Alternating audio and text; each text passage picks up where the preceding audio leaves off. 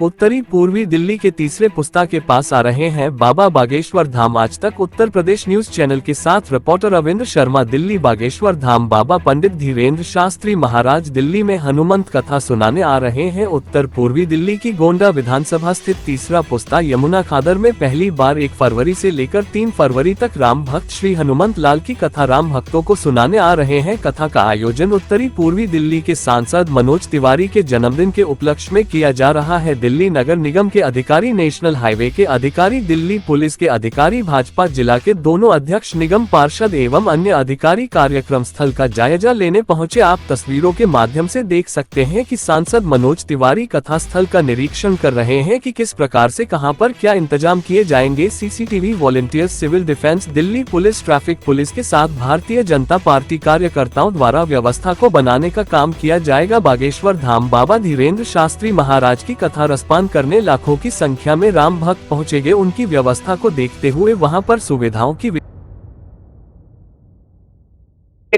2-3 फरवरी ये 3 दिन यहाँ पे हम लोगों ने बागेश्वर धाम के पंडित धीरेन्द्र कृष्ण शास्त्री जी की कथा करा रहे। हमारे क्षेत्र के लोगों का बहुत दिनों से मन था और हमारी लोकसभा में अभी तक उनका ऑफिशियली आना नहीं हुआ है, कथा नहीं हुई है।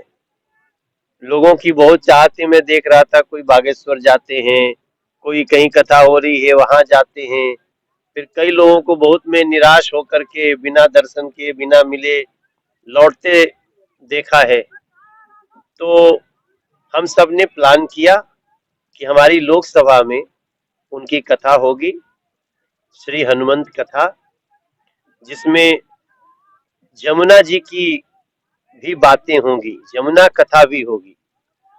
जमुना जी उन्होंने खुद बागेश्वर धाम के गुरु जी ने ये कहा कि हम इस कथा में यमुना जी का इतिहास भी और वर्तमान परिस्थिति भी रखना चाहेंगे, ताकि एक प्रेरणा लेकर के यहाँ से हम जाएं कि इस यमुना जी को पूर्णतया स्वच्छता तक कैसे पहुंचाएं। ये सारी चीजें उसमें रहेंगी और उसकी तैयारी के लिए आज हम लोग इस जगह का निरीक्षण करने आए, अधिकारियों के साथ आए। वैसे तो कार्यक्रम में मेरा अनुमान है कि 7 से 8 लाख लोगों तक के आने की संभावना है और वो इसी जगह पे संभव हो सकता था। मुझे नहीं लगता कि दिल्ली में और भी कोई जगह है जो इस लक्ष्य को पूरा कर सके।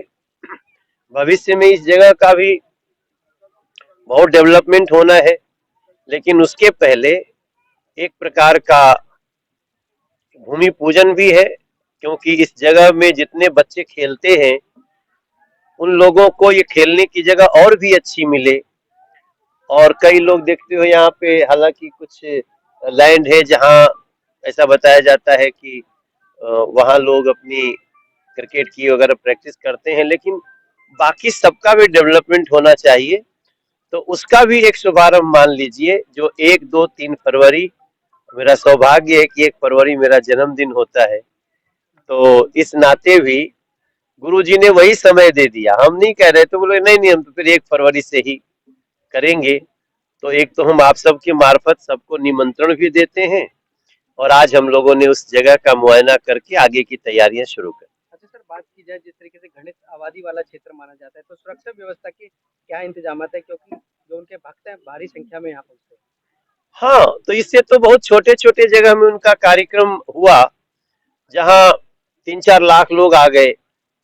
तो यहाँ पे तो घनी आबादी की तरफ उनकी कथा का मुख होगा और इस जगह में हम पूरी सुरक्षा का बंदोबस्त रखेंगे, किसी को असुविधा न हो इसका भी ध्यान रखा जाएगा।